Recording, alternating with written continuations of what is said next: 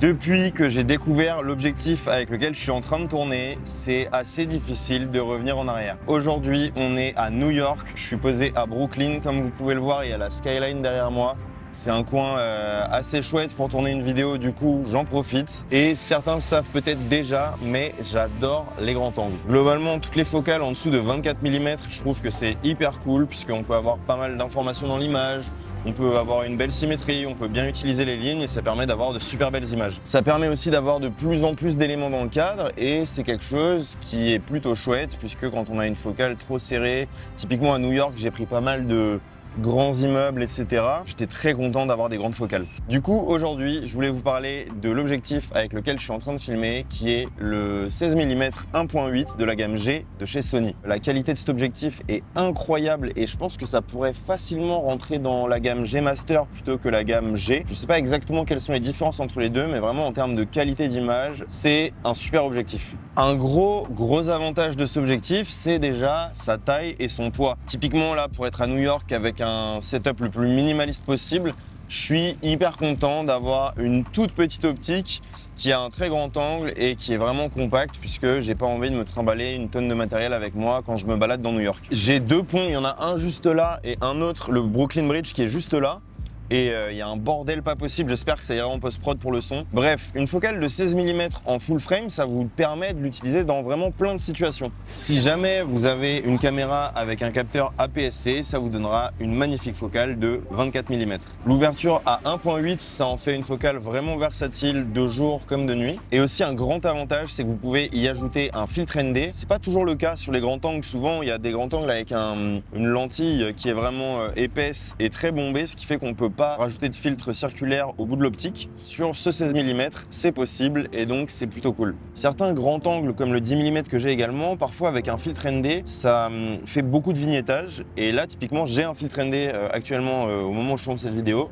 Et il n'y a absolument aucun vignettage, c'est vraiment super clean. Pour ceux que cet objectif intéresse, le diamètre de l'objectif est de 67 mm, donc il vous faudra une bague d'adaptation probablement pour fixer un filtre ND par-dessus. D'ailleurs, je vous recommande toujours d'avoir un filtre ND de 82 mm, enfin le plus grand possible, pour ensuite avoir des bagues d'adaptation selon vos objectifs, puisque les filtres ND ça coûte cher et un peu la flemme d'acheter un filtre par objectif, on va pas se le cacher. Si jamais vous allez dans des endroits où la météo est pas hyper clémente, cet objectif est résistant à la poussière et à l'humidité. L'autofocus de cet objectif, surtout quand on le couple avec un boîtier Sony, est vraiment hyper réactif. C'est vraiment un super autofocus. Typiquement 95% du temps, je shoot mes vidéos ou les vidéos de mes clients solo et avoir un autofocus sur lequel on peut compter 100% du temps, c'est vraiment hyper important pour moi. Je shoot là avec une Sony FX3 et le 16 mm. J'ai shooté toutes mes images dans New York avec et j'ai jamais eu de galère avec l'autofocus, donc vraiment, je le recommande. Typiquement, je parlais tout à l'heure du 10 mm.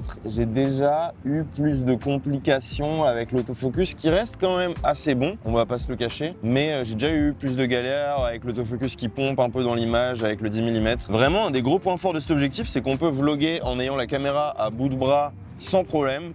On a toujours toutes les informations dans le cadre, on n'est pas coupé au niveau de la tête comme on peut l'être parfois avec un 24 mm. Yeah. I'm just vlogging around, bro. Vlog, yes, the best. You wanna be in the vlog? Yes. Say hi to YouTube. How you doing, YouTube? Yo! C'est quelque chose que j'ai kiffé dans New York, de pouvoir prendre des images un peu comme ça, à la va-vite, à bout de bras, sans avoir besoin de changer d'objectif, etc. Et en plus, pour filmer des grands immeubles comme ceux-là, 16 mm, c'est encore parfois un peu juste. Mais si vous shootez en portrait ou que vous cherchez à avoir le maximum de recul, que vous vous mettez près du sol avec une belle contre-plongée, vous pouvez choper la plupart des immeubles avec cet objectif. La distance minimale de focus est de 15 cm, ce qui fait qu'on peut vraiment être proche de notre sujet. Et avec l'ouverture à 1.8, ça permet vraiment de l'isoler de l'arrière-plan. Petite spécificité que je n'avais vue que sur la gamme G Master, il me semble, mais vous avez la possibilité de modifier l'ouverture de l'objectif avec une bague crantée. Certains le feront peut-être directement avec les réglages de leur boîtier, d'autres préféreront peut-être le faire avec la bague dédiée. En tout cas, c'est possible et je trouve ça plutôt agréable. Je trouvais que le 10 mm était parfois un peu trop large et le 24 mm que j'ai sur mon 24-70 était parfois malheureusement pas assez large.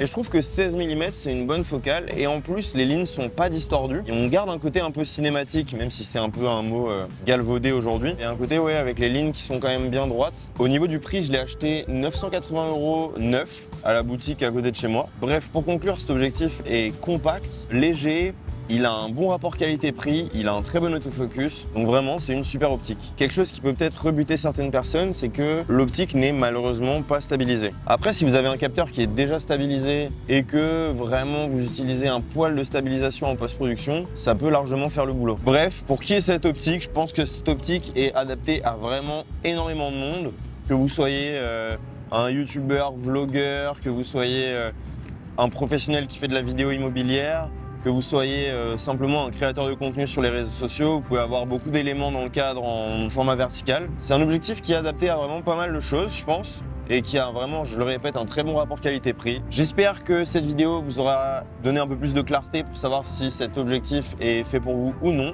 Moi, je vais aller retourner manger de délicieux burgers et de délicieux bagels juste là-bas.